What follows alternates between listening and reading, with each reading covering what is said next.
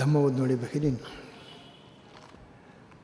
आपण बुद्धांचा धम्म या ग्रंथाचं परिशीलन करीत आहोत आणि यामध्ये आपण अतिशय मुख्य अशा धम्माच्या गाभ्यापर्यंत पोहोचलेलो आहोत. बुद्धाचा धम्म जगामध्ये वेगळा आहे आणि म्हणायचं झालं तर तो धर्मही नाही. धर्माची व्याख्या आणि बुद्धानं जे काही प्राप्त केलं याच्यामध्ये जमीन आसमानाचं अंतर आहे. धर्म ही प्रामुख्यानं विश्वासाची गोष्ट आहे. तिथे काही गोष्टी मानाव्या लागतात. विशेष करून देववादी धर्मामध्ये प्रथम अस्तित्व आहे, प्रथम मानणं आहे ते देवाला. देव काय कोणाला माहीत नाही. ती एक संकल्पना ही गोष्ट खरी, पण त्या संकल्पनेला सत्य मानावं लागतं आणि त्याचा स्वीकार करावा लागतो की आहेच. कळत नसलं, माहीत नसलं तरी आहेच. म्हणून देवाला मानणं, त्याच्यावरती विश्वास ठेवणं हा देववादी धर्माचा प्रारंभ बिंदू आहे, स्टार्टिंग पॉईंट आहे. अनेक धर्मामध्ये आत्मासुद्धा मानलेला आहे.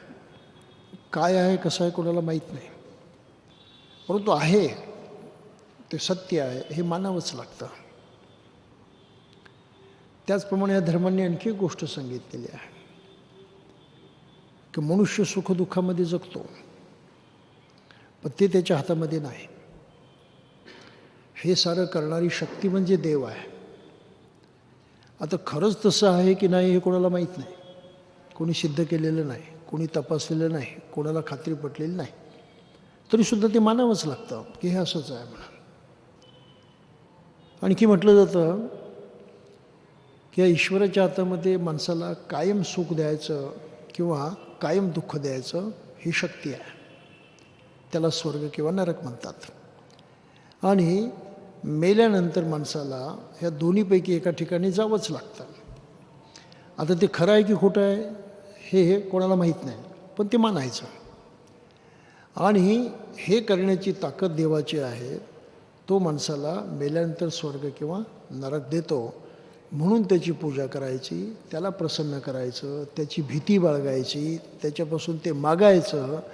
हे जर केलं तरच माणसाला आता काही नाही मिळालं तरी मेल्यानंतर त्याला स्वर्ग मिळू शकतो. ही धर्मांची एकंदरीत कल्पना आहे. बुद्धाचं तसं नाही.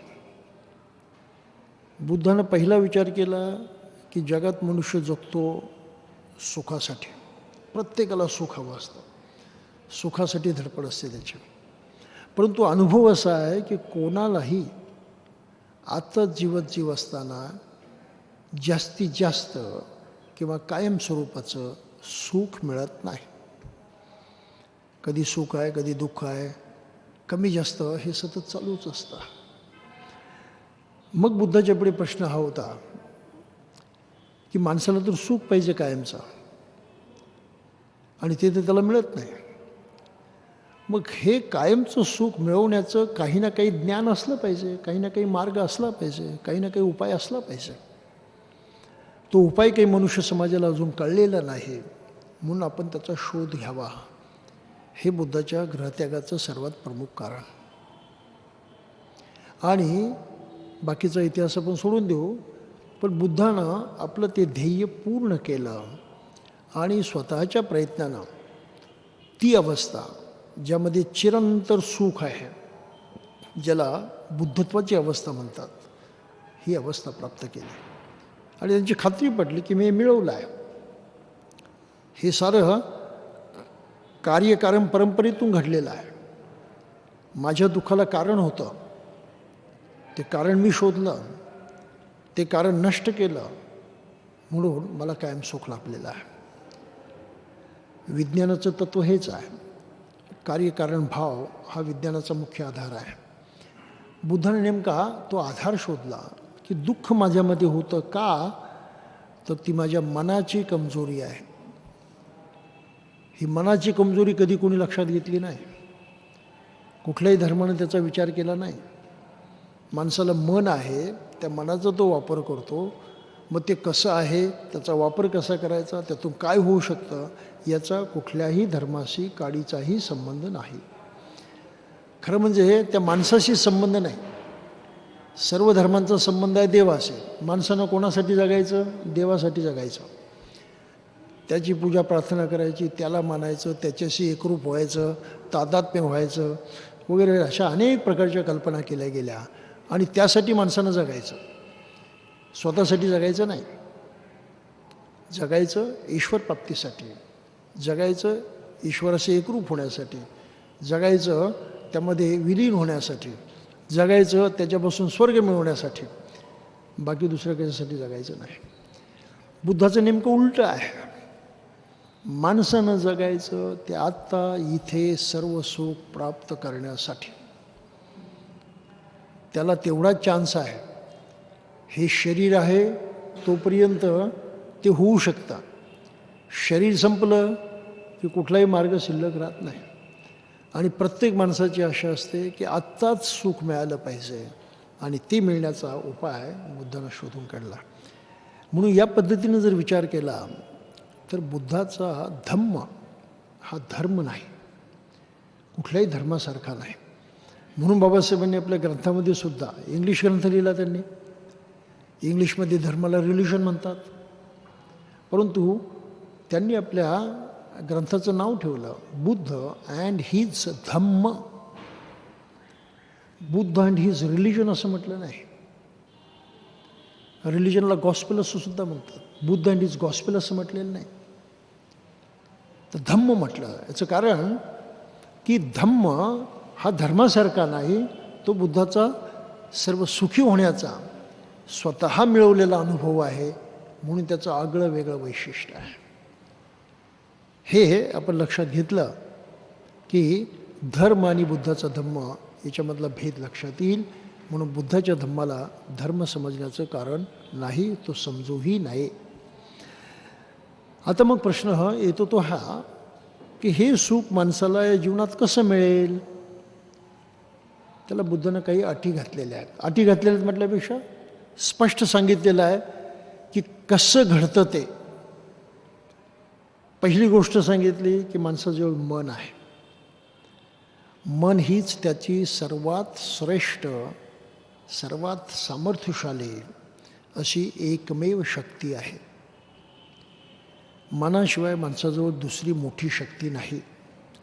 शारीरिक शक्ती त्याची फारशी मोठी नाही. तो एखाद्या पशुला सुद्धा भीतो, छोट्याशा किड्याला सुद्धा भेटतो, सापालाही भीतो, तो विंचवाला सुद्धा भीतो. त्यामुळे त्याची शारीरिक ताकद तशी काही फार मोठी नाही, ही महत्त्वाची गोष्ट आहे. परंतु मानसिक ताकद मात्र प्रचंड आहे. नुसती प्रचंड अशातला भाग नाही, तर हीच ताकद खऱ्या अर्थानं त्याचं जीवन घडवणारी आहे. म्हणून मनाच्या माध्यमातून प्रत्येक गोष्टीकडे लक्ष देणं आणि मनाचा वापर करून, त्या शक्तीचा वापर करून आपण आपलं सर्व सुख मिळवण्याचं ध्येय गाठणं, हा बुद्धाच्या धम्माचा केंद्रबिंदू आहे. आणि हे करण्यासाठी म्हणून बुद्ध धम्मामध्ये साधनेला महत्त्व आहे. त्यामुळे बुद्धाचा धर्म सर्व मनाच्या भोवती केंद्रित झालेला आहे. शरीराच्या आणि बाहेरच्या कुठल्या गोष्टीच्या भोवती नाही. बुद्धाच्या धम्माचा केंद्रबिंदू म्हणजे मन. आणि ह्या मनाची जडणघडण हे माणसाचं स्वतःचं सामर्थ्य वाढवण्याचा, शक्ती वाढवण्याचा एकमात्र मार्ग, दुसरा मार्ग नाही. आणि हे करत तो परिशुद्धी साधतो. परिशुद्ध होणं म्हणजे अशा स्थितीला जाणं की जिथे सुखच आहे. सर्व प्रकारची म्हणूया की या कापडाला लागलेली घाण किंवा डाग हे धुतले गेले की ते एकसारखं एक संघ दिसतं, परिशुद्ध दिसतं, स्वच्छ दिसतं. त्याप्रमाणे मनाला सुद्धा परिशुद्ध आणि स्वच्छ करायचं असतं. ही त्यातली अत्यंतिक महत्त्वाची गोष्ट बुद्धानं सांगितलेली आहे. मग हे कसं घडतं? नंबर 1ची गोष्ट की माणसाला आपल्या मनाकडे बघितलं पाहिजे आणि कपड्याला ज्याप्रमाणे डाग लागतात त्याप्रमाणे माझ्या मनाला काही डाग लागलेले आहेत हे लक्षात घेतलं पाहिजे. हे डाग दुःख निर्माण करतात. त्यामुळे दुःखाचं कारण बाहेर कुठे नाही, तेही माझ्या मनामध्ये आहे.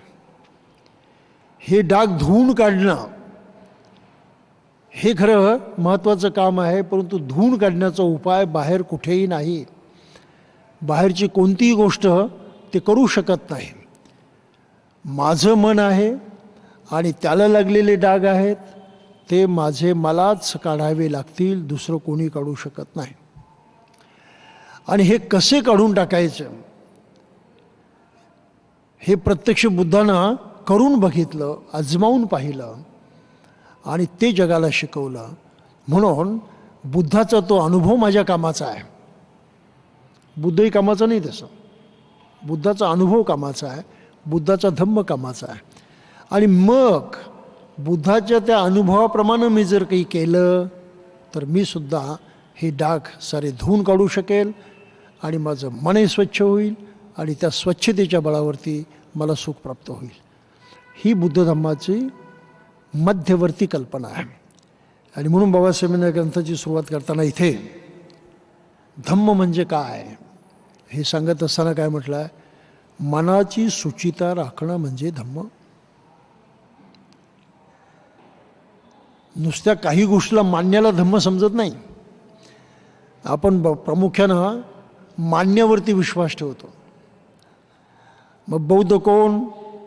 जो बुद्धाला मानतो. काम संपलं. बुद्धाची भूमिका आहे, मला मानून काही कामाचं नाही, मला तुम्ही जाणा. आणि मला जाणायचं असेल तर मी बुद्ध का बनलो? तर ज्या अनुभवातून मी गेलो त्यामुळं बुद्ध बनलो. तो माझा अनुभव म्हणजे धम्म. धम्माच्यामुळं मी बुद्ध बनलो, सर्व सुखी झालो. म्हणून धम्म तुमच्या कामाचा आहे, मी कामाचा नाही. आणि त्या धम्माचा वापर करणं हे प्रत्येक माणसाच्या हातामध्ये, कारण प्रत्येकाजवळ मन आहे. म्हणून बुद्धही तुमच्या मनाचा वापर नाही करू शकत, ज्याचा त्यालाच करायला पाहिजे.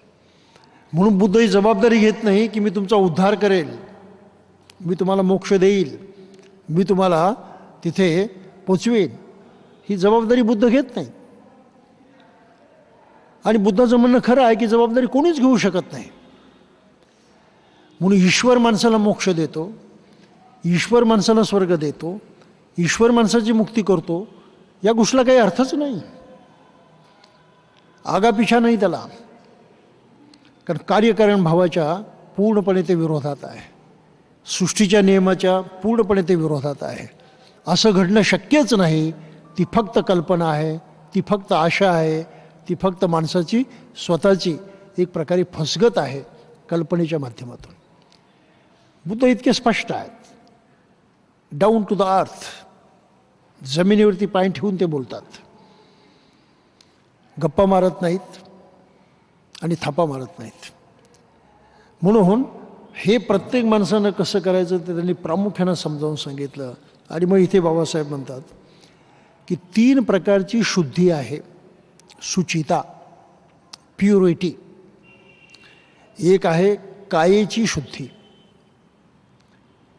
शरीरानं माणसानं जी हालचाल करतो, ज्याला आपण आचरण म्हणतो, ते शुद्ध असलं पाहिजे. परंतु या आचरणामध्ये सुद्धा शेवटी मन पाठीमागे आहे. मनाच्या माध्यमातून शारीरिक आचरण होतं. मन करायला लावतं तेव्हा मनुष्य करतो, मनात येतं तेव्हा मनुष्य करतो, मनाला पटतं तेव्हा मनुष्य करतो, मनाला नाही पटलं, नाही रुचलं तर मनुष्य करत नाही. म्हणून शारीरिक हालचाली, शारीरिक कर्म ज्याला म्हणतो, त्याच्या पाठीमागे सुद्धा मानसिक शक्ती काम करते.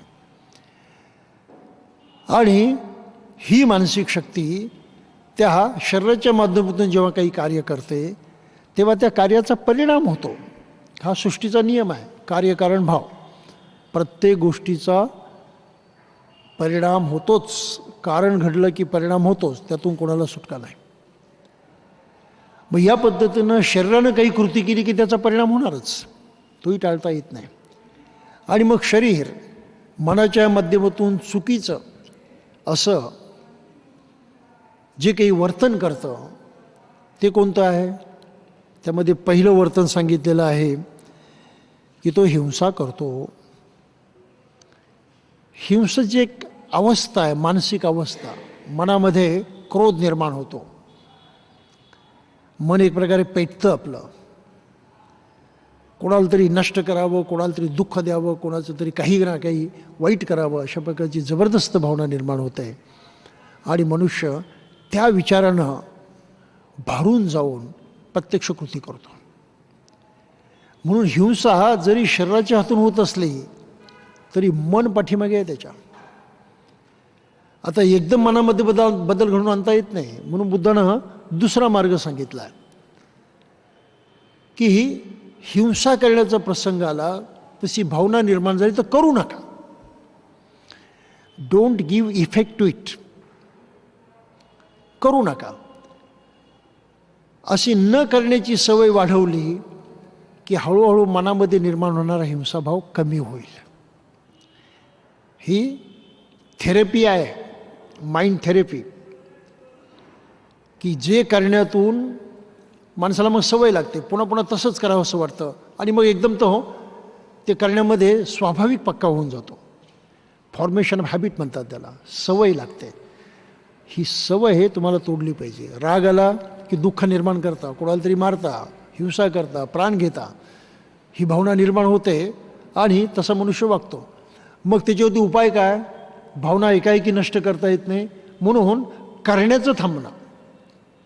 प्रत्यक्ष त्याला इफेक्ट दिला नाही तर हळूहळू मनामध्ये तो निर्माण होणारा राग, ती ईर्षा कमी कमी कमी कमी होत जाते. ही थेरपी आहे. आणि बुद्ध किती अव्वल दर्जाचे थेरपिस्ट होते हे याच्यावर आपल्या लक्षात येतील. बारीक सारीक गोष्टी त्यांनी सांगितलेल्या आहेत ज्या कुठल्याही धर्मामध्ये आपल्याला पाहायला मिळत नाहीत. म्हणून जीवन सुचिता राखणं हा धम्म आहे. आणि त्यातलं पहिलं पाऊल आहे ही थेरपी अंमलात आणणं. हिंसा करायची नाही. मनात भाव निर्माण झाला त्याला कमी करण्यासाठी प्रत्यक्ष कृती करायची नाही. चोरी करायची नाही. चोरीची भावना निर्माण होते पण नाही करायची, मग हळूहळू ती भावना कमी व्हायला लागते. दुराचार करायचा नाही. का तर त्यामधून दुराचाराची निर्माण झालेली भावना हळूहळू कमी होते. म्हणजे हे शारीरिक आचरणामधून शरीर शुद्ध होत नाही, होतं काय शुद्ध? मन शुद्ध होतं. मनावर त्याचा परिणाम होतो. आणि मनाला शुद्ध करणं हाच बुद्ध धर्माचा केंद्रबिंदू आहे. दुसरी गोष्ट आहे, त्यांनी वाचेबद्दल सांगितली मागे, ते आपण लक्षात घेतली. खोटं बोलणं. मनुष्य खोटं काहीतरी इरादा मनामध्ये ठेवून बोलतो, काहीतरी हेतू मनामध्ये ठेवून बोलतो. कोणाला तरी दुखवायचं असतं, कोणाला तरी चुकवायचं असतं, कोणाला तरी फसवायचं असतं, कोणाला तरी लुबाडायचं असतं. काही ना काही ज्याला म्हणतो इल विल, एक वाईट भावना मनामध्ये ठेवून मनुष्य खोटं बोलतो. विनाकारण खोटं बोलत नाही. There is reason for lying. कारणाशिवाय मनुष्य खोटं बोलत नाही. म्हणून खोटं बोलण्याची सवयच मनाची गेली पाहिजे. तो भीतीपोटी खोटं बोलतो, दबावापोटी खोटं बोलतो, स्वार्थापोटी खोटं बोलतो. ही माणसाची प्रवृत्ती आहे. स्वार्थ, भीती, दबाव हे सारे नकारात्मक भाव आहे, ब्लॉट्स आहेत, डाग आहेत आपल्या मनावरती पडलेले. आणि त्याचे परिणाम काय होतात ते आपल्याला माहीत आहे. काही दिवस खोटं चालून जातं, परंतु खोटं जेव्हा प्रगट होतं, ज्या माणसाशी आपण वागलो त्याला समजतं, संबंध तुटतात, विश्वास संपतो, दुरावा निर्माण होतो. आणि एकमेकाला सहाय्य होण्याच्या ऐवजी एकमेकाचे विरोधक बनवून एकमेकाला दुःख द्यायला लोक लागतात. सरळ सरळ परिणाम आहे तो. म्हणून खोटं बोलणं म्हणजे पुढे चालून जास्त दुःख ओढावून घेणं त्याचा अर्थ होतो. म्हणून खोटं बोलण्याची सवय टाळली पाहिजे. खोटं बोलण्याबरोबर कठोर बोलणंही आहे, अपमान करणं आहे, शिवीगाळ करणं आहे. कोणाचा अपमान झाला तर तो मनुष्य अपमान विसरत नाही, कायम लक्षात राहतो. आणि त्या क्षणापासून तो वैरी झालेला असतो, विरोधक झालेला असतो. त्याच्यापासून कुठल्याही कोऑपरेशनची, सहकार्याची, चांगुलपणाची अपेक्षा पण बाळगू शकत नाही. म्हणजे जे सहवासामध्ये सुख निर्माण व्हायचं ते तुटतं. म्हणून कठोर बोलायचं नाही. म्हणून कुठल्याही घरामध्ये कोणी कोणाचा अपमान करू नये, कोणी कोणाला शिवीगाळ करू नये. तशी वेळ आली गप्प राहायचं. गप्प राहण्यामधून क्रिया घडणार नाही, कर्म घडणार नाही, म्हणून त्याचा दुष्परिणाम होणार नाही. आणि हळूहळू आपली ती ही सवय कमी होत जाते, कमजोर होत जाते. म्हणून खोटं बोलायचं नाही, कठोर बोलायचं नाही, निंदा चहाडी करायची नाही. निंदा चहाडी ही सुद्धा माणसाला माणसाच्या विरोधात उभं करणारी फार भयंकर गोष्ट आहे. खूप वैर निर्माण होतं, खूप द्वेष निर्माण होतो. नाना प्रकारे मनुष्य एकमेकाचं वाईट करण्यासाठी त्यामुळं प्रद्युत्त होतो. म्हणून निंदा चहाडी फार वाईट आहे. एकाचं ऐकलं दुसऱ्याला सांगणं वाईट आहे. काही गरज नसते सांगण्याची, त्याच्यावरून काही अडलेलं नसतं. परंतु आपल्या त्या उत्शृंखल वागण्यानं दुष्परिणाम मात्र होतात. म्हणून बुद्धाची भूमिका आहे की प्रत्यक्ष मनाला एकदम शुद्ध करता येत नाही, परंतु अशा प्रकारे मनाच्या इशाऱ्यावरती जे कृत्य करतो आपण, वागतो, ते वागणं थोडंसं कमी केलं, थांबवलं, तर मग मनामधली भावना दुरुस्त होतो. ही थेरपी काम करते. आणि मग तिसरी गोष्ट त्यांनी सांगितली आहे, मन सुचिता राखणं म्हणजे धम्म. मन शुद्ध झालं पाहिजे. आता मन शुद्ध होण्यामध्ये कोणत्या 3 गोष्टी सांगितल्या प्रामुख्यानं? माणसाच्या मनात लोभ आहे, हा लोभ अतिरिक्त होतो तेव्हा दुःख निर्माण होतं. द्वेषाची भावना आहे, द्वेष तर कायमच दुःख निर्माण करतो क्षणाक्षणापासून. आणि या 2 गोष्टींच्यामुळं आपलं जीवन दुःखी झालेलं आहे. हे कळत नाही, हे समजत नाही, हे अज्ञान आहे. त्याला मोह म्हटलेला आहे. बुद्धांना अज्ञान म्हणजे एखाद्या गोष्टीची माहिती नसणं या अर्थानं वापरलेलं, पण कोणत्या गोष्टीची माहिती नसणं, आपल्या मनाच्या ह्या अवस्थेची माहिती नसणं हे अज्ञान आहे. आणि त्यासाठी मनाच्या संपर्कात येण्याची फार गरज आहे. म्हणून मनाची शुद्धता त्यांनी महत्त्वाची मांडली. आणि मनाच्या शुद्धतेमध्ये प्रामुख्यानं ध्यानाचा सराव येतो. मेडिटेशनशिवाय मनाच्या शुद्धीचा प्रयत्न करता येत नाही. मग जी माणसं म्हणतात बाबासाहेबांनी विपस्सना नाकारली, त्यांचा ध्यान साधनेला विरोध होता. आणखी काही विचार करणारी माणसं, सोशल ॲक्टिव्हिस्ट्स, कार्यकर्ते, हेही कधी म्हणतात हे काय कामाचं आहे, डोळे मिटून गप्प बसायचं. इकडच्या भाषेत म्हणतात डोळे लावून बसायचं. वेस्ट ऑफ टाईम आहे. तुझे डोळे मिटून गप्प बसता, काही करत नाही. त्यामुळे वेस्ट ऑफ टाईम आहे तो, फालतू वेळ घालवणं आहे ते. काहीतरी काम करा, त्यातून काही मिळेल, काही प्राप्ती होईल, अशी माणसाची भावना असते. म्हणून डोळे मिटून बसणं, ध्यान करणं हे टाकाऊ आहे असा खूप लोकांचा समज आहे. विशेषतः कम्युनिस्ट विचारसरणीची माणसं याच्यावरती जरा जास्त जोर देतात. त्यानंतर भौतिकवादाला महत्त्व देणारे, खाओ पिओ मजा करो, हे त्याला जास्त महत्त्व देतात. पण गंमत अशी आहे, डोळे मिटून तुम्ही बसता इथे असं नाही आहे. डोळे मिटून बसणं व्यवहारामध्ये वेगळी गोष्ट आहे, आणि मेडिटेशनमध्ये डोळे मिटून बसणं ही वेगळी गोष्ट आहे. तिथे तुम्ही प्रयत्न करता मनाला एकाग्र करण्याचा, you work on your mind. आणि एरवी डोळे मिटून बसतो आपण तेव्हा कशी परिस्थिती असते? उदाहरणार्थ घरी आरामात आहोत, काही काम नाही, खाणं पिणं झालेलं आहे, बिछाण्यावरती लोट पडलेलो आहे, मग आपलं मन निवांत झालं आहे. मग निवांत मन काय आठवायला लागतं? प्रियकर प्रेमिका असतील तर एकमेकाची आठवण करायला लागतात. आणि अनेक प्रसंग रंगवत राहतात. त्यामुळे त्यांचा वेळ वाया जातो. रंगवलेला एकही प्रसंग प्रत्यक्षात येत नाही, पण तेवढा वेळ त्यांचा वाया जातो. That is waste of time. काही लक्षात आलं आपल्या? डोळे मिटून बसलात, पण तुमचा वेळ तुम्ही घालवलेला आहे. नाही त्या स्वप्नरंजनामध्ये, नाही त्या कल्पना करण्यामध्ये. त्याचा काही फायदा नाही, काही लाभ नाही. म्हणून तसं डोळे मिटून बसणं हे चुकीचं आहे, मला कबूल आहे. पण डोळे उघडूनही मोकळा निवांत वेळ असला तर मनुष्य चुकीची कामं करतो. टी व्ही पाहत बसला. काय प्रत्यक्षात लाभ झाला सांगा मला? तासन तास बसला. कोणी सांगावं की टी व्ही बघितल्यामुळं माझा अमुक अमुक फायदा झालेला आहे? कोणी सांगावं? हे चॅलेंज आहे. आम्ही कधीच टी व्ही पाहत नाही. कोणाच्या घरी गेलो चालू असला तरच पाहतो, तेवढ्यापुरता. एरवी काही आमच्या खोलीतही विहारातही टी व्ही असत नाही, तो पाहण्याचा काही संबंध येत नाही. रेडिओ का गाणी ऐकत नाही. म्हणून फार नुकसान झालं, काहीतरी आपण गमावलं असं कधीच वाटत नाही. पण जे हे करतात त्यांनी सांगावं की काय मिळवलं. नाही सांगता येत. काय झालं? व्यवहारात आपल्याला सर्वांना माहीत आहे की हे सारे प्रकार आहेत टाईम पास करण्याचे. आपल्यालाही माहीत आहे टाईम पास आहे, बरोबर आहे. म्हणून हा टाईमपास चुकीचा आहे, हे गोष्ट कबूल. पण मेडिटेशन म्हणजे टाईमपास नाही, ही महत्त्वाची गोष्ट आहे. मेडिटेशनमध्ये आपण आपल्या मनाला वळण लावतो आहे.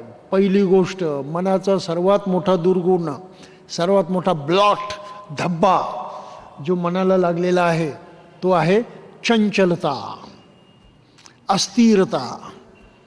मन स्थिर नाही, अत्यंत अस्थिर आहे. पाली भाषेत म्हटलेलं आहे फंदनं चपलं चित्तं दुरखं दुनिवार्यं.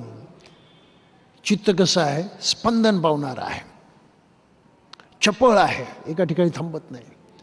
त्याला आवरणं मोठं कठीण आहे, त्याच्यावरती नियंत्रण ठेवणं मोठं कठीण आहे. ही मनाची अवस्था आहे.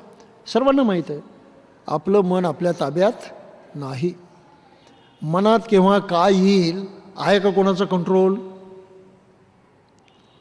त्या दारातून कोणाला आतमध्ये येऊ द्यायचं हे घरात बसलेला मनुष्य ठरवतो. दारातून कोणाला येऊ द्यायचं? चोर आला तो त्याला येऊ देणार नाही. जवळचा माणूस आला तर त्याचं स्वागत करेल. मग त्या दारातून आतमध्ये कोणाला येऊ द्यायचं असं जसं घराचा मालक ठरवतो, तसं आपण आपल्या मनाचे मालक आहोत. आणि आपल्या मनाच्या घरामध्ये कोणी यायचं हे ठरवण्याचा कोणाला अधिकार आहे सांगा मला? कुणी सांगावं की मला अधिकार आहे, मी माझ्या मनामध्ये येऊच देत नाही? शक्यच नाही. काय मनामध्ये येईल काही भरोसा नाही त्याचा. केव्हा येईल काही भरोसा नाही त्याचा. आणि केव्हा जाईल त्याचाही भरोसा नाही.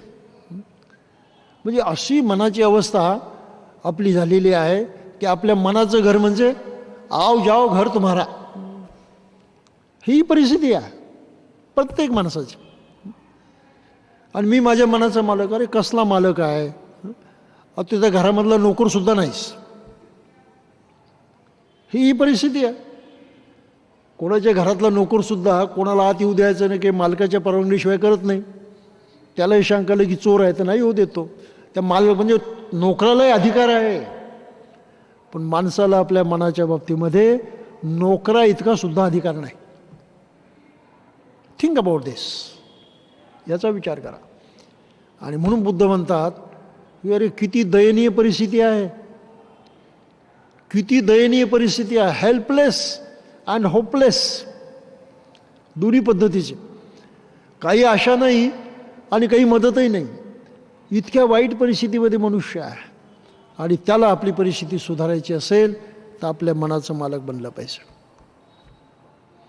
And he can. आणि त्याला ते जमू शकतं, तो ते करू शकतो. फक्त त्याला माहीत नाही कसं करायचं ते, हे त्याचं अज्ञान आहे. म्हणून बुद्धाने हे मार्ग सांगितले. अगोदर शारीरिक करण्यापासून, आचरणापासून सुरुवात करा, मानसिक करण्यापासून सुरुवात करा, आणि मग मनाकडे आला की मग मेडिटेशन करायला लागा. मेडिटेशनची सुरुवात आपण आनापानसतीची साधना करतो त्या पद्धतीनं होते.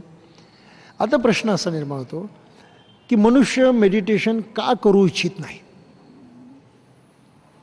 काय कारण आहे त्याला? काहीतरी कारण असेल ना. आपल्याला का वाटत नाही मेडिटेशन करावं म्हणून? खूप ऐकतो मेडिटेशनबद्दल, विपස්සनाला एवढे लाखो लोक जातात तेही ऐकतो, ध्यानसाधनेचं फार महत्त्व आहे, सर्व ऐकतो, तरी आपणाला असं वाटत नाही की आपण करावं का? काही कारण असेल ना. काय कारण असेल? बुद्धानं तेवढेही उपकार आपल्यावरती केले, ती सुद्धा कारणं सांगून टाकली. पहिलं कारण त्याने सांगितलं, वासना. माणसाच्या मनामध्ये वासना असतात, विशेषतः कामवासना असते. कामवासनेमध्येच हे मिळावं, ते मिळावं, आणखी लाभ व्हावा, हे प्राप्त व्हावं, अशा प्रकारच्या वासना असतात. आणि त्या वासनांचा हा प्रभाव, दबाव मनावरती जास्त असल्यामुळं त्यांच्या मागे लागणं माणसाला महत्त्वाचं वाटतं. आणि त्यांच्या मागे पळायचं असेल तर मग मेडिटेशन करायला वेळ कुठे? चान्सच नाही ना. म्हणून तिथे वेळ घालवायचा नाही. मेडिटेशन करायला वेळ का घालवायचा नाही? तर त्या वासनांच्या मागे धावायची सवय लागलेली आहे, ते सोडायचं नाही. आणि मग अशी माणसं म्हणतात डोळे लावून बसणं म्हणजे टाईमपास आहे. काही लक्षात आलं आपलं? कारण ते वेगळंच आहे, त्यालाही पत्ता नाही त्याचा. का मी असं म्हणतोय ते, मला असं का वाटतं, त्यालाही पत्ता नाही त्याचा. तर वासनांच्या मागे धावणं हा माणसाचा फार भयंकर असा एक मानसिक दुर्गुण आहे. आणि बुद्ध म्हणतात त्या कामछंदामुळं मेजॉरिटी लोकांना मेडिटेशन करावं, ध्यान करावं असं वाटत नाही. इतकं सिंपल कारण आहे. माझ्या वासनेच्या मागे मला धावायचं आहे, माझ्या इच्छा आकांक्षेच्या मागे मला धावायचं आहे, मला जे पाहिजे त्याच्या मागे धावायचं आहे. आणि कुठे धावून कसं धावू हेच कळत नाही, कधी इकडे कधी तिकडे, परंतु आपला धावतच राहतो, थांबायचं नाही त्याची प्रवृत्ती. आणि मेडिटेशन करायचं म्हणजे थांबावं लागतं. काही घोटाळा लक्षात आला? मेडिटेशन करायचं की थांबावं लागतं.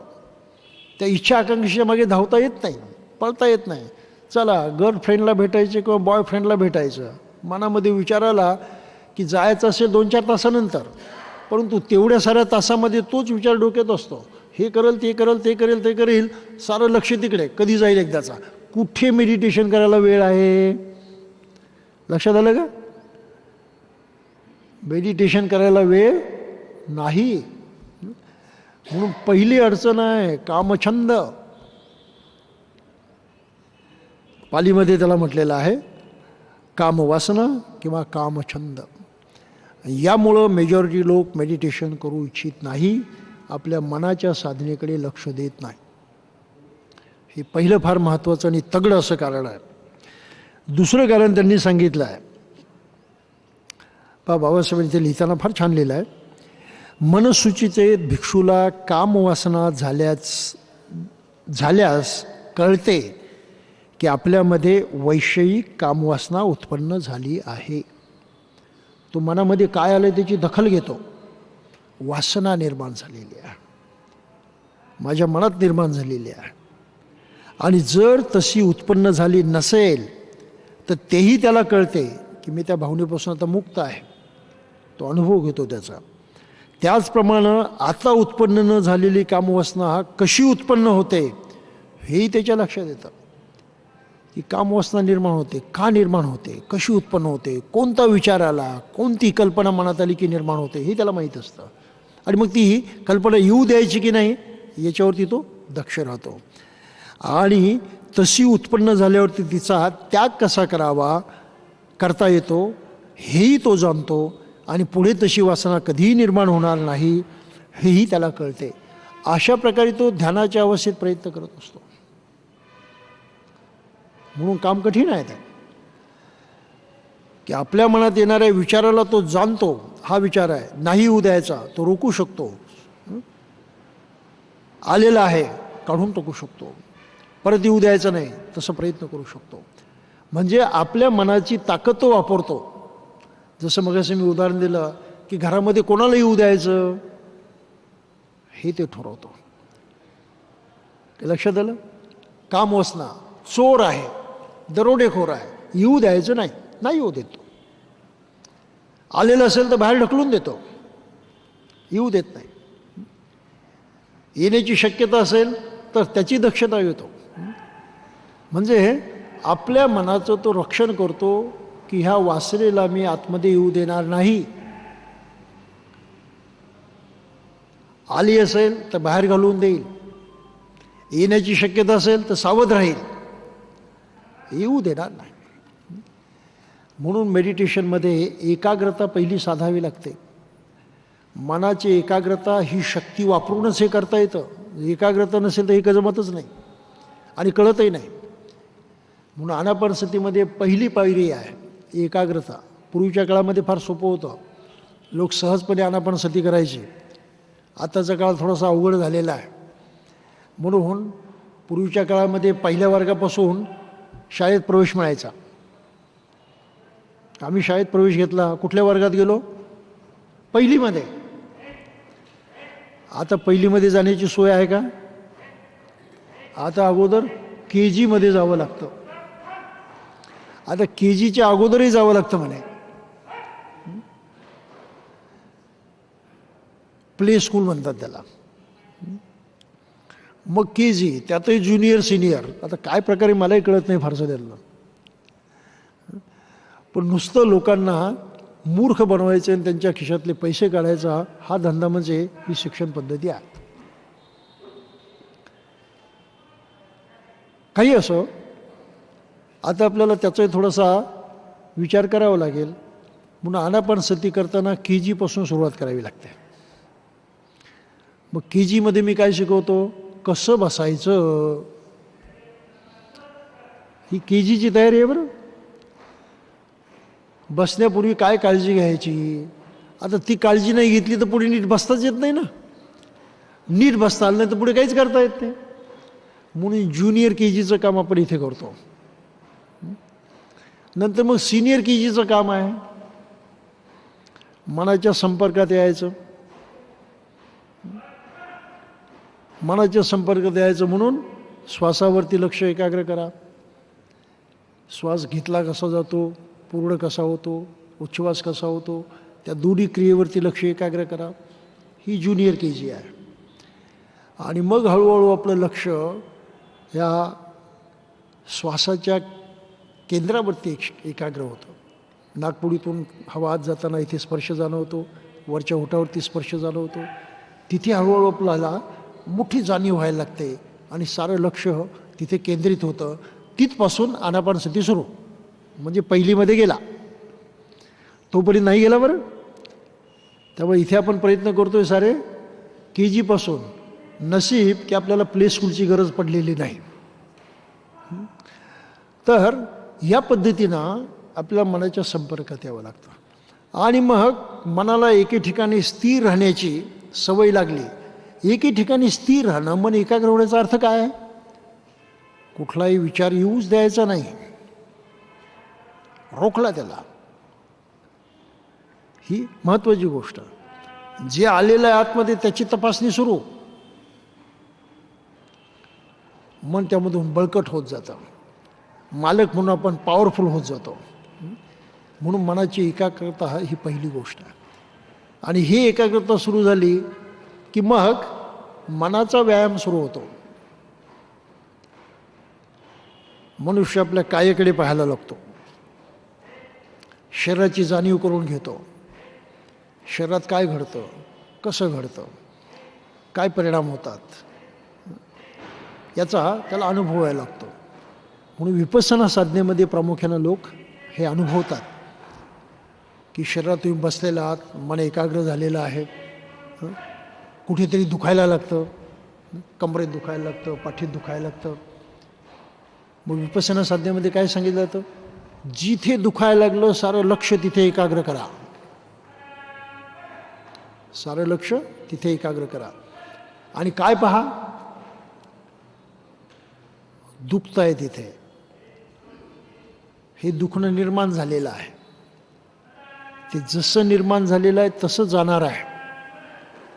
मला दुसरं काही करण्याची गरज नाही, फक्त त्यावरती लक्ष ठेवायचं आहे. त्यावरती लक्ष ठेवलं आपण की थोड्याच वेळात आपल्याला समजून चुकतं की गेलं. प्रत्यक्ष अनुभव येतो.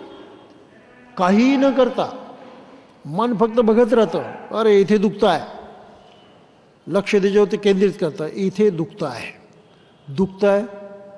जसं ते एकाएकी दुखायला लागलं तसं ते एकाएकी जाणार आहे. म्हणून त्याच्यावरती फक्त लक्ष एकाग्र करून राहतो आणि ते नष्ट होऊन जातं.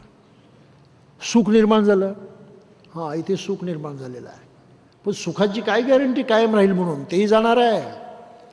म्हणून सावध, सुखाकडे बघायचं आहे. सुख आहे, थोड्या वेळात तेही जातं. अशा तऱ्हेने त्याला हा जाणीव होते की आपल्या शरीरामध्ये कायम असं टिकणारं काहीच नाही. सतत बदल होतो आहे, सतत परिवर्तन होतो आहे, येत आहे जातं आहे, येत आहे जातं आहे. शरीरच महत बदलणारी गोष्ट आहे. हे चिरंतन नाही. त्यामध्ये काही आत्मा नावाची गोष्ट तीही नाही, नसती तर कुठेतरी दिसली असती, तीही चुकीचं आहे. अशा तऱ्हेने तो कायानुसती करतो, म्हणजे शरीराची पाहणी करतो.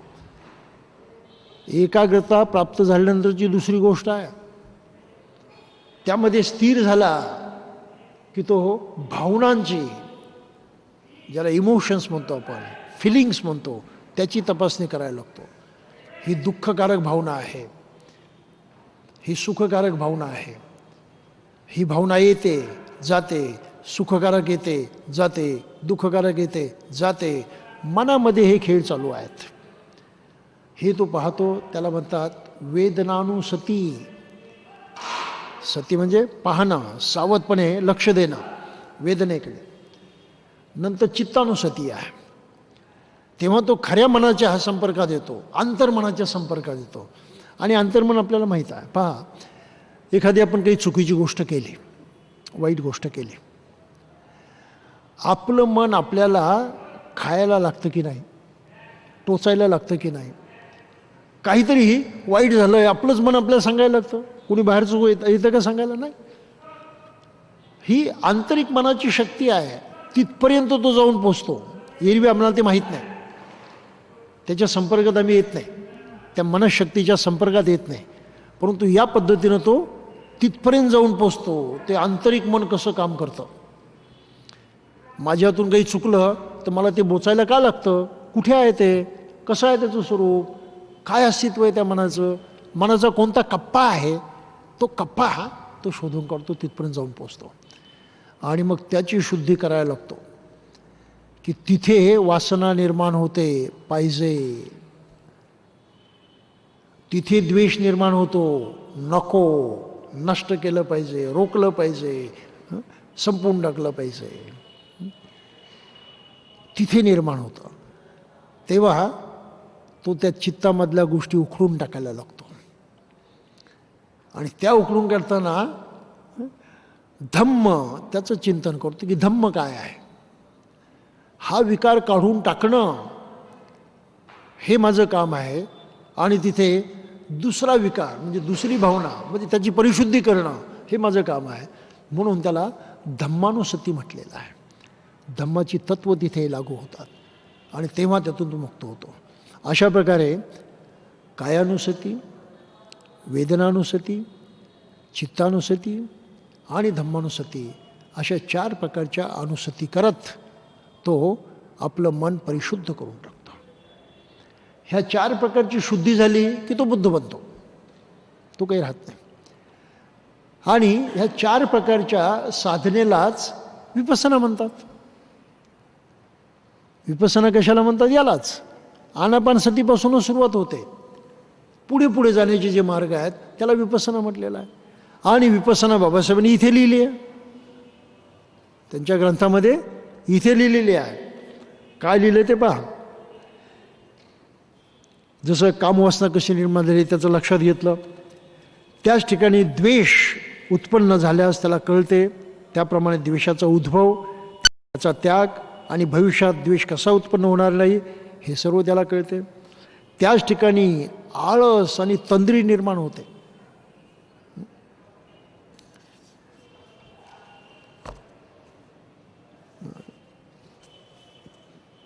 हां, आळस आणि तंद्री निर्माण होते. माणसाचं हे दुसरं एक महत्त्वाचं कारण आहे की कामवासनेमुळं तो ध्यान करू इच्छित नाही. पण तेवढं एकच कारण आहे का? नाही, त्याला दुसरी कारणं आहेत. दुसरं कारण बाबासाहेबांनी येथे सांगितलं आहे की मनामध्ये नकारात्मक भावना असते. द्वेष ही नकारात्मक भावना आहे. Negativity obstructs your path. Negativity creates only suffering and nothing else. ही वैश्विक तत्व आहेत, युनिव्हर्सल प्रिन्सिपल्स आहेत. नकारात्मकतेतून कधीही सुख निर्माण होत नाही. म्हणून धर्माच्या नावानं, इतर कुठल्याही नावानं नकारात्मकता जोपासली तर दुःख होणारच. म्हणून खूप धर्म असे आहेत की जे नकारात्मकता जोपासतात. सुख नाही निर्माण होतं, ते होऊ शकणार नाही. आणि ते आपणही पाहतो की त्या धर्मात राहणारी माणसंसुद्धा सुखानं नाही जगू शकत.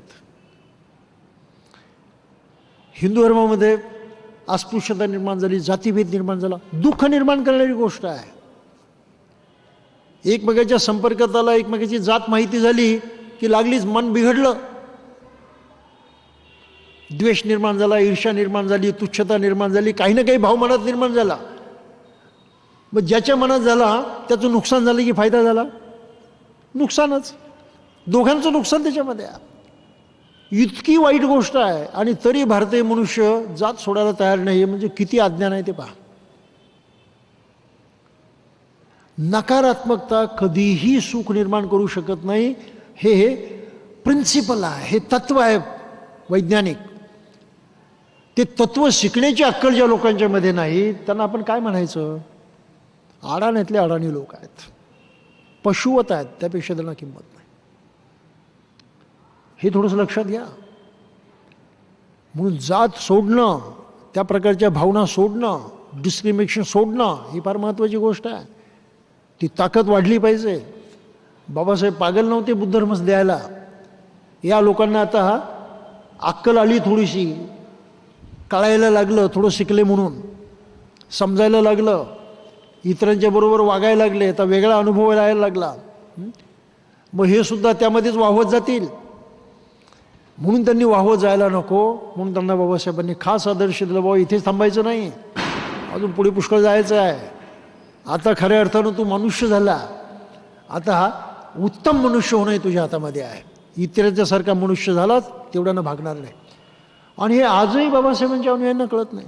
आजही करोडो लोक बाबासाहेबांना मानतात, परंतु त्यांचं ऐकत नाहीत,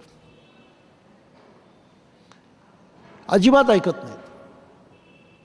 जीव तोडून बाबासाहेबांनी सांगितले की बौद्ध बना, त्याशिवाय पर्याय नाही. आणि आज मेजॉरिटी असे अस्पृश्य आहेत, निर्णयात जातीचे, ज्यांना बौद्ध बनण्याची इच्छा नाही.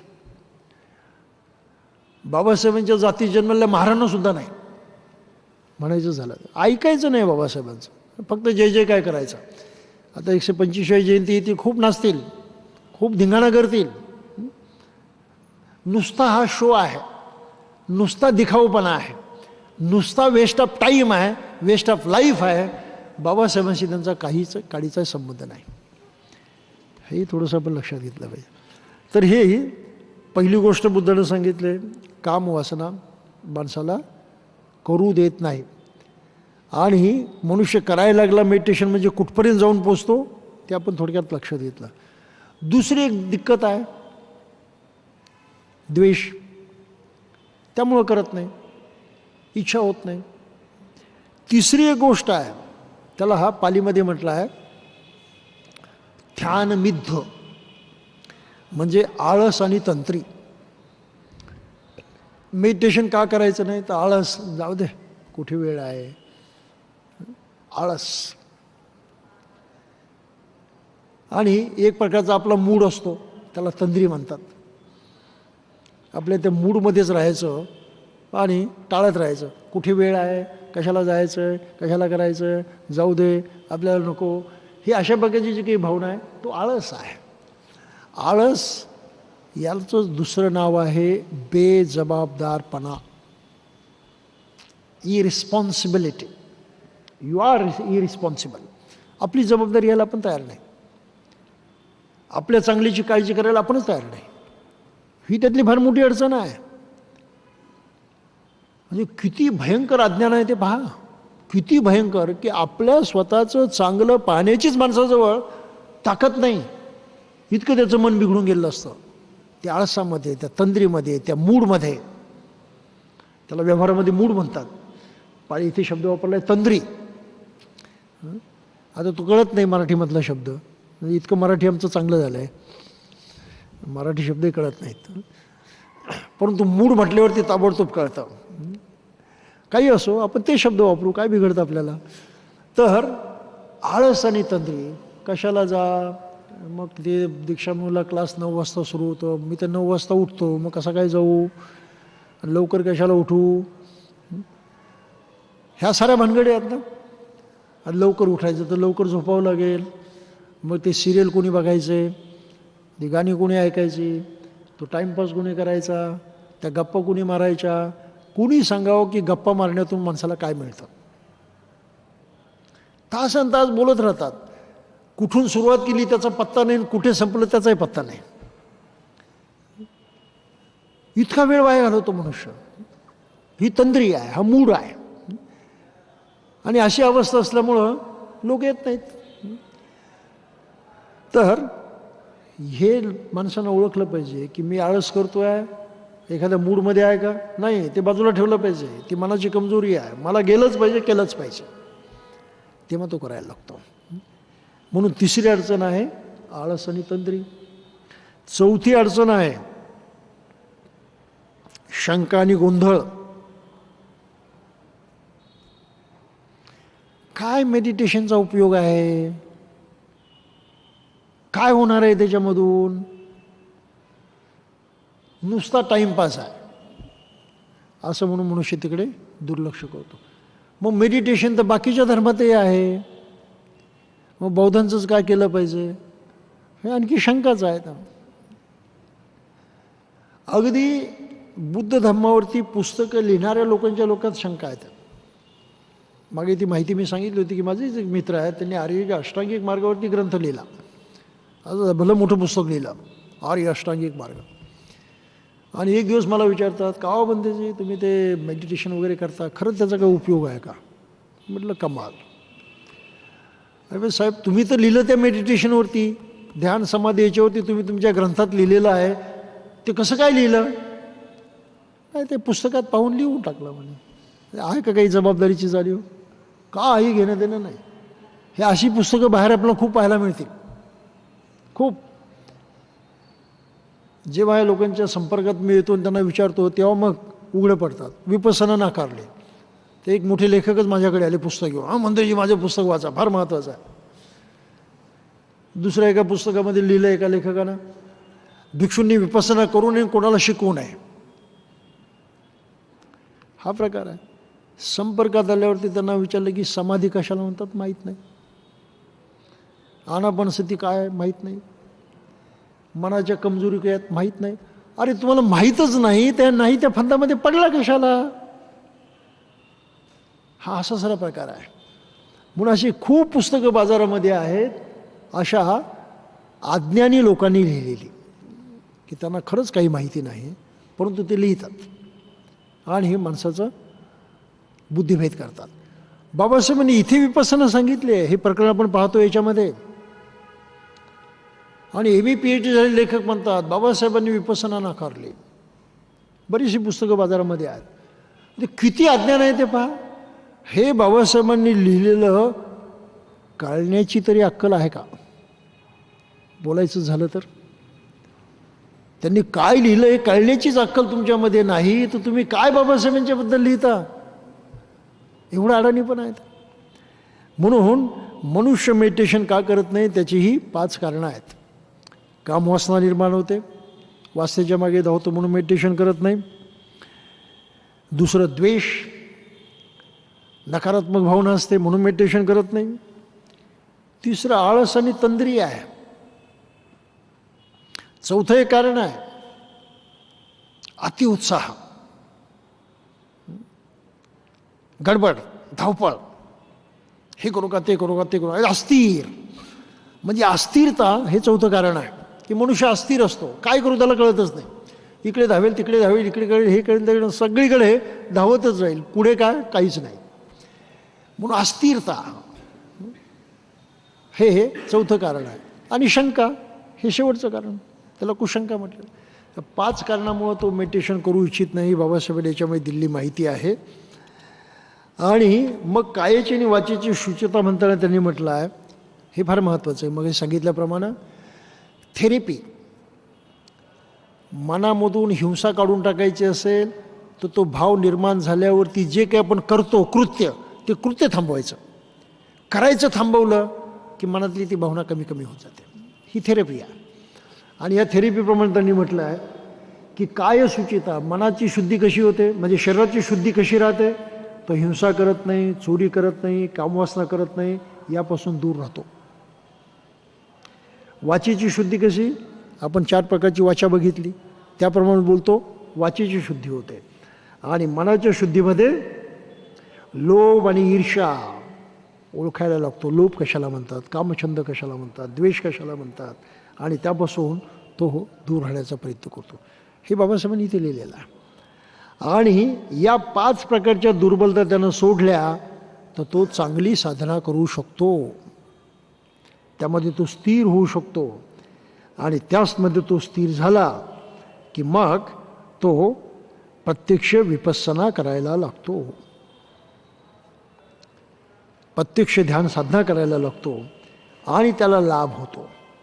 लाभ काय होतो? पहिला लाभ अचूकपणे होणारा, त्याचं जीवन सकारात्मक बनतं. That is the biggest benefit.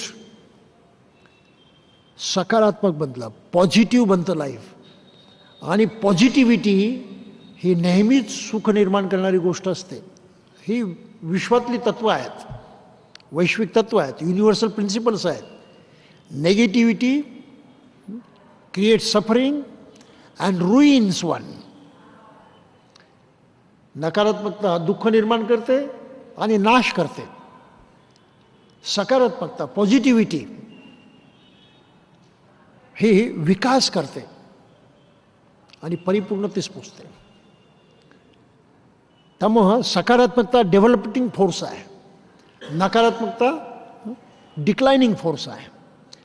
म्हणून आपल्याला जर डेव्हलप व्हायचं असेल व्यक्ती म्हणून, तर सकारात्मकता हा आपल्या जीवनाचा पाया असला पाहिजे. Foundation of life, positivity. आणि ही पॉझिटिव्हिटी पंचशिलाच्या आचरणातून पक्की होते.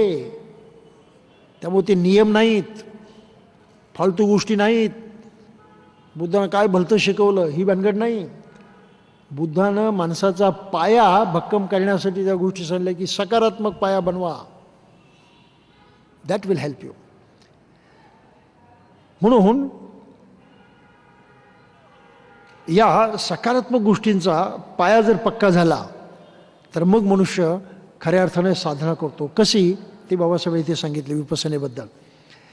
पहिल्या सावधानतेत भिक्षू ऐहिक जीवनातील सर्वसामान्य असा लोभ आणि असंतोष यावर विजय मिळवून प्रयत्नपूर्वक जागरूकतेने आणि स्वाधीन चित्ताने कायेला ती केवळ काया आहे असे मानून कायानुपස්සना करीत जीवन व्यतीत करतो. कायानुपස්සना.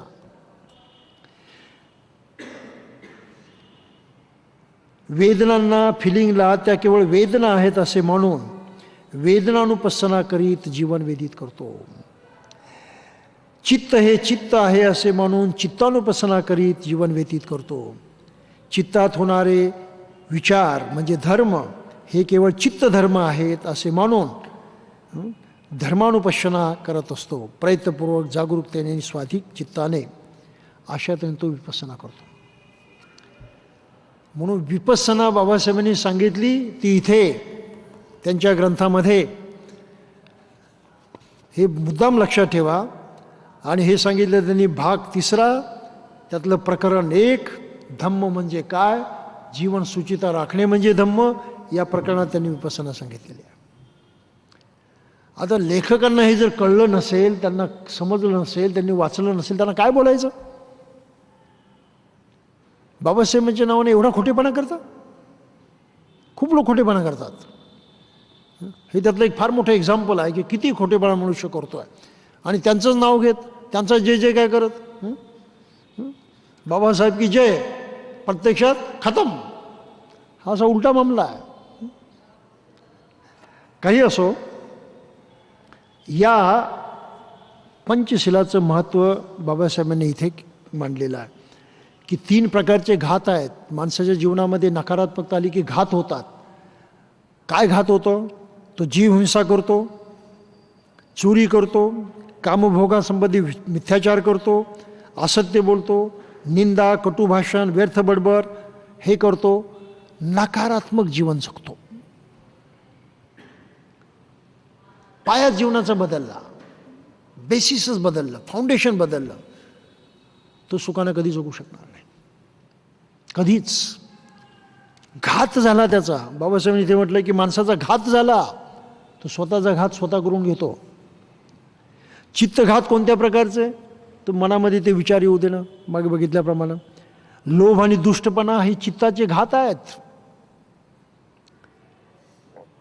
ईर्ष्या, मत्सर, द्वेष, राग चित्ताचे घात आहेत. मनुष्य स्वतःचा घात त्याप्रमाणे वागू, ही बाबासाहेबांची भाषा आहे.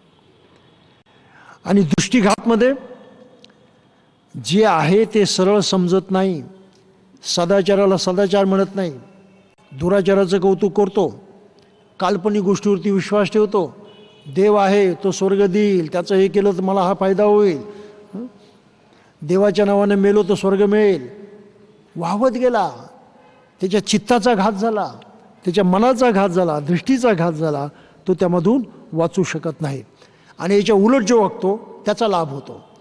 त्यामध्ये शील लाभ आहे, चित्त लाभ आहे आणि दृष्टी लाभ आहे, अशी बुद्धाची भूमिका आहे. दृष्टी लाभ म्हणजे समजण्याची कुवत, दृष्टी लाभणं, ती जाणीव होणं, ते समजणं, त्याचं आकलन होणं, हा दृष्टी लाभ आहे.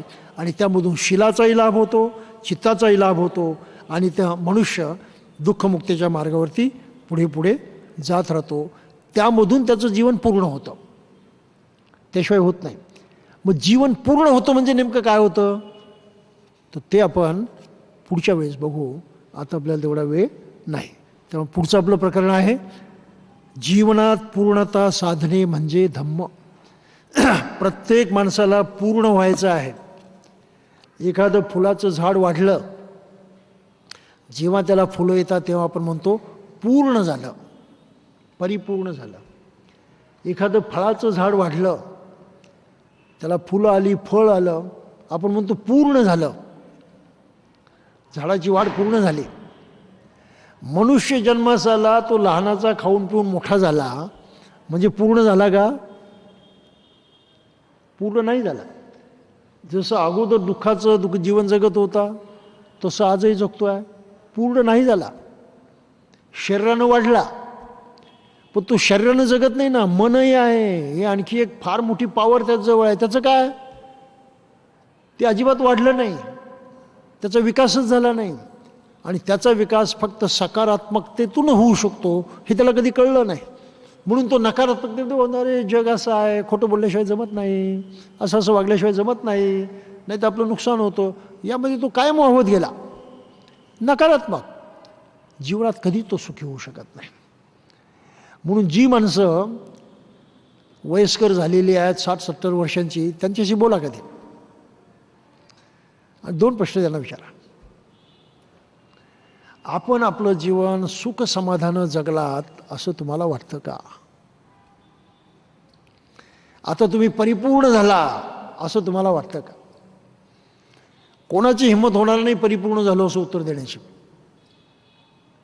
आणि प्रामाणिक असेल तर सरळ सांगेल की काही मिळालं नाही, असं जीवन वाया गेलं. प्रामाणिक असेल तर. आणि राजकारणी असेल तर मग थापा मारेल, मला हे मिळालं, मला ते मिळालं, मी ते केलं ते केलं वगैरे असं बोलत राहिलं. त्या थापा म्हणून समजायचं. What is the kind of life you lived? कोणत्या प्रकारचं जीवन जगला? समाधानाचं, सुखाचं, शांतीचं? हा मुख्य प्रश्न आहे. आणि तेच जर जीवनभर मिळालं नसेल, पैसा मिळाला, कीर्ती मिळाली, मोठेपण मिळालं, सर्व काही मिळालं, पण सुखच मिळालं नसेल, शांतीच मिळाली नसेल, समाधानच नसेल, तर काय? आता मोठ्या पदावरून रिटायर झालेले माझे काही अधिकारी मित्र आहेत, काय बोलतात, काय म्हणते, जी खुर्ची होती तेव्हा महत्त्व होतं, आता काही राहिलं नाही. किती हॉलोनेस आला पहा ना. खुर्ची होती तेव्हा महत्त्व होतं, आता काही महत्त्व राहिलं नाही. म्हणजे मनामध्ये किती दुःख आहे पहा. अरे सारं गेलं, सारं गमवलं, काही पदात पडलं नाही, नाराजी. आणि आता कसं दिवस घालवायचे हा प्रश्न निर्माण पडला. अधिकारात वावरलो, हुकूम दिले, अमुक केले, तमुक केले, आता कोणीच ऐकत नाही, आता काय करायचं? दुःखच दुःख. म्हणून प्रामाणिक मनुष्य काय म्हणेल, काही मिळालं नाही, सारं जीवन वाया गेलं, समाधान तर मुळी जगलो नाही. आणि आता तेही मिळण्याची काही गॅरंटी राहिली नाही, चान्सच गेला आता सारा. आता कधी मरण येतं त्याची वाट पाहतोय.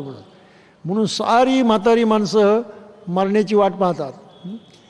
देवाला मानणारे काय म्हणतात, बाबा आता किती दिवस ठेवतो, जा ना एकदाचं घेऊन, नेतच नाही मला. असेही प्रकार लोकांचे चालू असतात. त्यावरून आपण ओळखायचं, दुःख खचाखच भरलेलं आहे, जीवन त्याच दुःखात गेलेलं आहे. आता कुठली आशा राहिली नाही, काही मार्ग राहिला नाही. आता मुकाट दुःखातच मरण्याची इच्छा आहे, सुखातही नाही बरं, दुःखातच मरण्याची इच्छा आहे. हे माणसाच्या जीवनाचं खरं रहस्य आहे. आणि म्हणून बाबासाहेबांची भाषा काय, बुद्धाची भाषा काय, परिपूर्ण बना, दुःख होणार नाही. पिकलेला आंबा खाली पडला, दुःख नाही त्याला. पिकलेला आंबा खाली पडला, दुःख नाही त्याला, त्याचं जीवन परिपूर्ण झालेलं आहे. उलट तो पिकून खाली पडलेला आंबासुद्धा इतरांना सुखच देणार आहे, सुगंधच देणार आहे. हे भयंकर.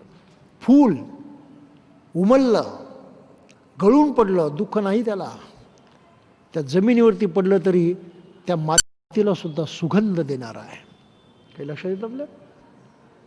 फूल जमिनीवरती जरी पडलं तर त्या मातीला सुगंध देणार आहे. पण ज्या मातीतून जन्मास आला तो दुर्गंध घेऊन ते जगत नाही, परिपूर्ण झाला ते. त्याप्रमाणे मनुष्य जेव्हा परिपूर्ण होतो तेव्हा तो अवघ्या जगाला सुगंध देतो, स्वतःचं जीवन आहे तितकंच परिपूर्ण करतो. म्हणून बुद्धाच्या धम्मामध्ये माणसाच्या परिपूर्णतेचं लक्षण मानलेलं आहे पूर्णपणे उमललेलं कमळ. ते BJPचं समजू नका.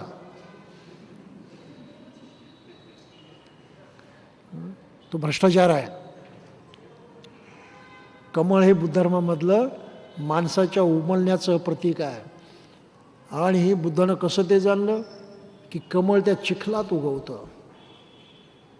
चिखलाची चव काय, चिखलाचा गंध काय, हवा असं वाटणारा मुळीच नाही. त्या घाण पाण्यामध्ये वाढतं, त्या पाण्याची चव काय, त्याचं रूप काय, त्याचं गंध काय, नको असणारं. पाण्याच्या वरती येतं, कळी होते, कळी उमलते आणि त्यातून फूल निर्माण होतं. त्या फुलाच्या पाकळ्यावरती तेच पाणी टाका, चिकटणार नाही. त्या मातीचा आणि त्या पाण्याचा गंध त्याला असत नाही, त्याचा गंध वेगळाच. त्या मातीचा पाण्याचा रंग त्याला असत नाही, त्याचा रंग वेगळाच. मातीच्या पाण्याचा आकार त्याला असत नाही, त्याचा आकारही वेगळा. त्यामुळे ते दिसायलाही प्रसन्न आहे, सुवास घ्यायलाही प्रसन्न आहे, रंगानंही प्रसन्न आहे. म्हणजे त्याचं सारं अस्तित्व बदलून जातं. जे काही त्यानं मिळवलं, ज्यातून वाढलं ते सारं त्यानं सोडून दिलं आणि एक नवीन अस्तित्व निर्माण केलं, ज्याच्यामध्ये त्या चिखलाचा, पाण्याचा, मातीचा कुठलाही दुर्गुण शिल्लक राहत नाही. त्याप्रमाणे माणसाचं झालं पाहिजे. बुद्धाचं म्हणणं आहे की मनुष्य जन्मास आला ते चिखलामध्ये, त्या पाण्यामध्ये, त्या मातीमध्ये लोभ, द्वेष, मोह हे सारे दुर्गुण घेऊन, ही सारी घाण घेऊन, ती घाण त्यानं काढून टाकणं म्हणजे कमळासारखं विशुद्ध बनणं आहे. आणि कमळासारखं विशुद्ध बनणं. कमळ कधी रडताना दिसलं? फूल कोमेजलं तरी रडते असं कधी वाटतं लोकांना? अजिबात नाही. ती प्रसन्नता जी कायमची असते, चिरंतर चालणारी, ती प्रसन्नता माणसाला आपल्या मनाच्या पूर्णत्वातून प्राप्त होते. म्हणून मनुष्य पूर्ण होतो, परिपूर्ण होतो. हे बुद्धानं सांगितलेलं सर्वात मोठं ज्ञान आहे. कुठलाही धर्म म्हणत नाही की मनुष्य पूर्ण होतो, त्यांना माहीतच नाही ते. त्यामुळे माणसाचा आणि इतर धर्माचा खरं म्हणजे काही संबंधच नाही. हाच आपला नको त्या लोभामध्ये पडून त्यांना चिकटून राहिलेला आहे, अज्ञान आहे त्याचं. परंतु बुद्धाच्या धर्मामध्ये तसं नाही. तो कमळासारखा परिपूर्ण होऊ शकतो, तिथे आशा आहे. आणि कमळ जितके दिवस तसं उमललेलं राहील तितके दिवस ते सुखच देत राहणार आहे, ते आनंदच देत राहणार आहे, ते सुगंधच फैलावत राहणार आहे. त्याच्यातून काही वाईट निर्माण होणार नाही. त्याप्रमाणे माणसाच्या जीवनात काही वाईट निर्माण होत नाही, ही त्यांची भूमिका आहे. काही लक्षात आलं? तर अशी जीवनात परिपूर्णता कशी साधायची ते प्रकरण आपण पुढच्या वेळेस बघूया. तूर्त आपण इथेच थांबूया. जय भीम.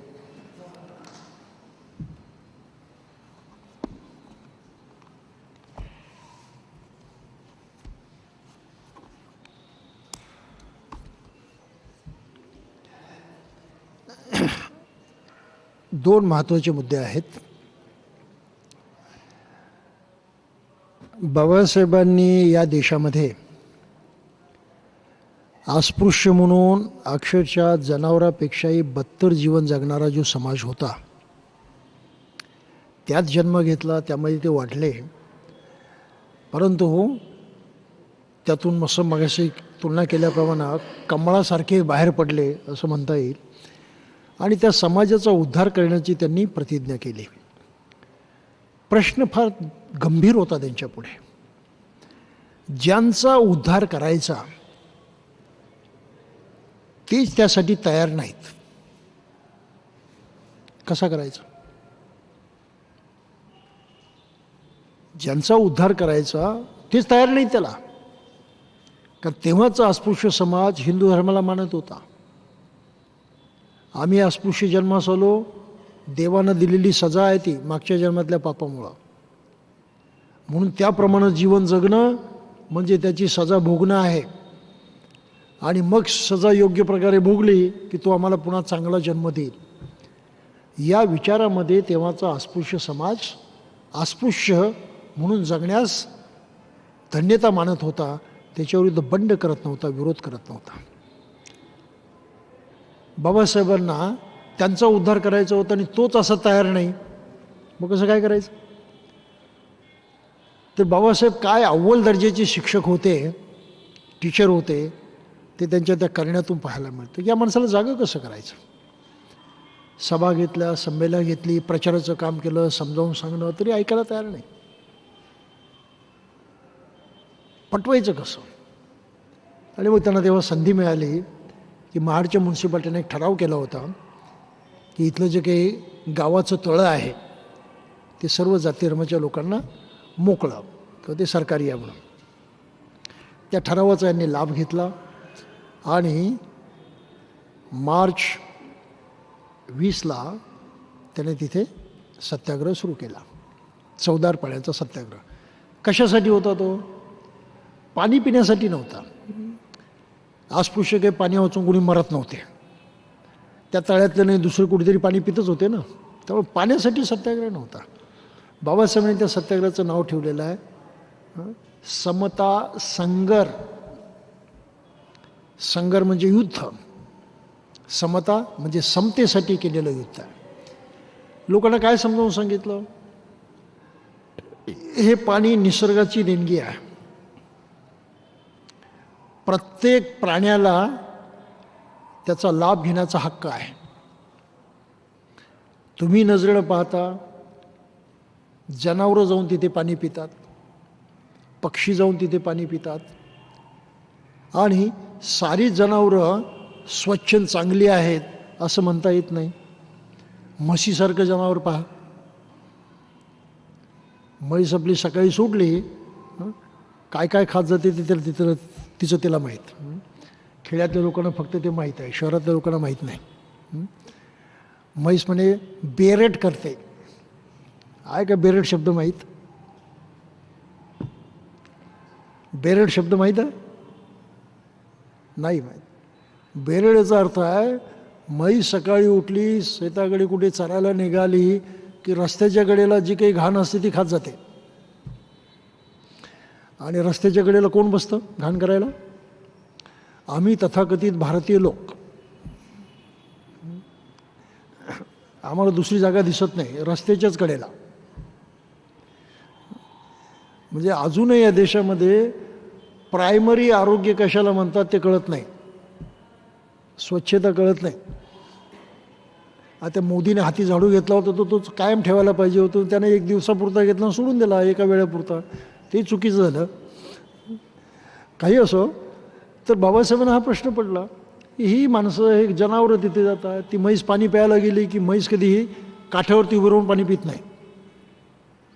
म्हशीला पाणी फार प्रिय, त्यामुळं म्हैस पाणी प्यायला कुठे गेली त्या पाण्यामध्ये जाते, तळं असेल नदी असेल आतमध्ये जाते.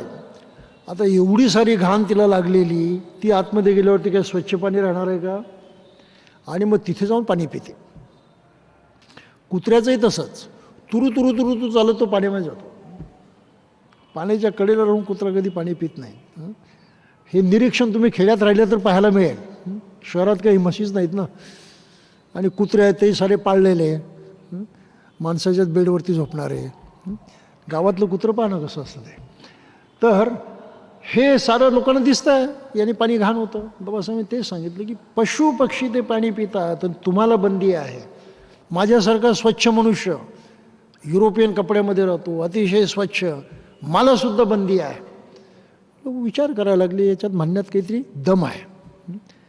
म्हणजे आपण जाऊन पाणी पिऊ, काय होतं बा? गेले पाणी प्याले, काहीच झालं नाही.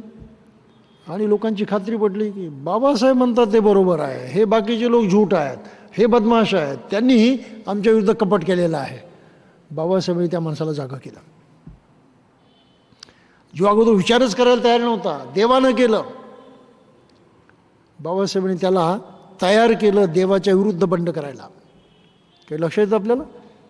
ही ताकद आहे त्यांच्या शिकवण्याची, की जो शिकायलाच तयार नव्हता त्यालाही त्यांनी शिकवलं.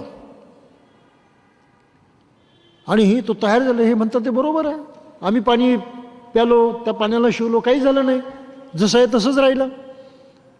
म्हणजे हे लोक लबाड आहेत, ही लबाडी त्यांना कळली. तो महाडचा पहिला सत्याग्रह होता 14 तळ्याचा, जो 20 मार्च रोजी झालेला होता. आणि तो चांगला शांततेनं पार पडला.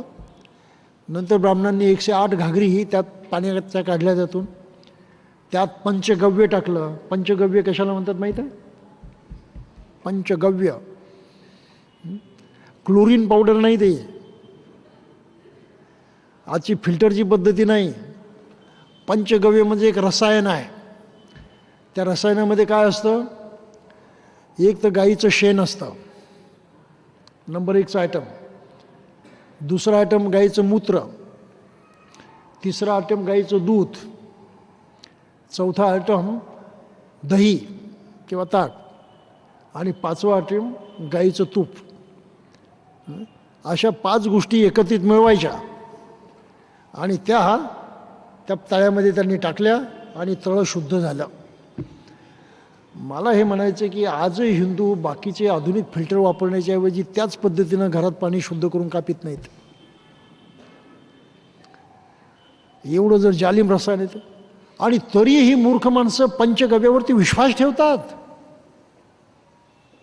पहा किती मोठा बुद्धिबोध झालेला आहे तो. सारा बहुजन समाज हिंदू धर्मात अडकलेला अशा फालतू गोष्टीवरती विश्वास ठेवतो. हे अज्ञान आहे आणि त्यांना जागा करण्याची गरज आहे. बाबासाहेबांनी अस्पृश्यांना जागा केलं, आता त्या जागे झालेल्या लोकांनी यांना जागा करायचं आहे. कोणी जागा करत नाही, कोणीच प्रयत्न करत नाही. म्हणून 14 तळ्याचा सत्याग्रह या देशाच्या इतिहासाला कलाटणी देणारा सत्याग्रह होता. क्रांतिकारक गोष्ट होती ती, आणि तो यशस्वी झाला. ब्राह्मणांनी तळं शुद्ध केलं. बाबासाहेब भडकले परत, आमचा अपमान आहे तळं शुद्ध करणं म्हणजे. गाईच्या शेणानं आणि मूत्रानं पाणी शुद्ध होतं का? आणि आमच्या स्पर्शानं अशुद्ध होतं? ही बदमाशी आहे, आमचा अपमान आहे. म्हणून त्या अपमानानं चिडून त्यांनी दुसरा सत्याग्रह त्याच वर्षी 1927 साली 24 आणि 25 डिसेंबरला लागू केला. कोर्टामध्ये केस गेली, बंदी आली. बाबासाहेब काही स्वस्त बसणार नव्हते. त्यांनी एक तर लढाई जिंकलेली होती, आता दुसरी लढाई त्यांना जिंकायची होती. त्यांनी हे लोकांना हेच सांगितलं की हे लबाडी का करतात? धर्माच्या नावानं करतात. त्यांचा धर्म काल्पनिक आहे, त्यांचे देव काल्पनिक आहे, त्यांची विद्या काल्पनिक आहे. धर्माच्या नावानं ते करतात आणि हा धर्म त्यांनी मनुस्मृतीत लिहिलेला आहे. त्या मनुस्मृतीची त्यांनी होळी केली. लक्षात घ्या, त्यावेळेस तो अडाणी समाज हे शिकला की हा धर्म कामाचा नाही, तो जाळून टाकण्याच्या योग्यतेचा आहे आणि त्याने हिंदू धर्माचा त्याग केला 27 साली. आणि आज काय बदनसीब लोक पाहायला मिळतात आपल्याला या बौद्ध समाजामध्ये की आज सारं ते हिंदूंचं करतात. लक्षात येतं की आपला तो अडाणी मनुष्य किती चांगला होता, डोकं होतं, त्याला विचार करत होता, ऐकत होता, तो समजत होता. आज यांना उच्च शिक्षण घेऊनही समज आलेली नाही, अक्कल आलेली नाही. हा फार मोठा भाग आहे. आणि यामधून बहुजन समाज जोपर्यंत मुक्त होत नाही तोपर्यंत त्या देशामध्ये चांगलं घडणार नाही. भारत बौद्धमय करण्यासाठी बहुजन समाजाला तयार केलंच पाहिजे. त्यांचं अज्ञान घालण्याचा प्रयत्न केलाच पाहिजे, प्रचार तिथपर्यंत पोचलाच पाहिजे. ही आज गरज आहे. आणि ते करण्याचं काम जे आंबेडकरी समाजानं करायचं ते तिकडे करण्याच्या ऐवजी ते आपापसामध्ये धुडगूस घालत राहिलेले आहेत, आपापसातच गोंधळ घालत राहिलेले आहेत, आपापसातच विरोध करत राहिलेले आहेत, बाबासाहेबांच्या नावानं चक्क खोटं बोलायला लागलेले आहेत, थापा मारायला लागले. ही गंमत आहे. म्हणून माझी अपेक्षा आहे की तरुण पिढीनं पुढे आलं पाहिजे, त्यांनी नीट बाबासाहेब समजून घेतला पाहिजे आणि नव्या ताकदीनं उभं राहिलं पाहिजे, नेतृत्वही दिलं पाहिजे आणि कार्यसुद्धा करून दाखवलं पाहिजे. तर 14 तळ्याचा सत्याग्रह अशा प्रकारे या देशामध्ये क्रांती करण्यासाठी घडलेलं महत्त्वाचं कारण आहे. तो बाबासाहेबांनी जो समता संगर पेटवला, ती समता अजूनही देशात स्थापन झालेली नाही. जोपर्यंत जातीवाद मिटत नाही तोपर्यंत समता स्थापन होत नाही. आणि म्हणून 1927 साली 20 तारखेला एप्रिलला जो सत्याग्रह सुरू झाला तो अजून पूर्ण झालेला नाही. तो सत्याग्रह पूर्णत्वाकडे नेण्याची जबाबदारी भारतीय बौद्धांची आहे, बाबासाहेबांच्या अनुयायांची आहे.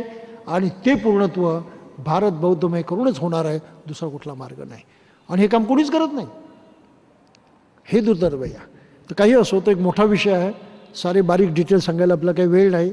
इतिहास कसा घडला, कशा प्रकारे भांडणं झाली, मारामारी कशा झाल्या, अफवा कशा उतरल्या, कायदेशीर लढाई कशी झाली, तो फार मोठा डिटेल इतिहास आहे.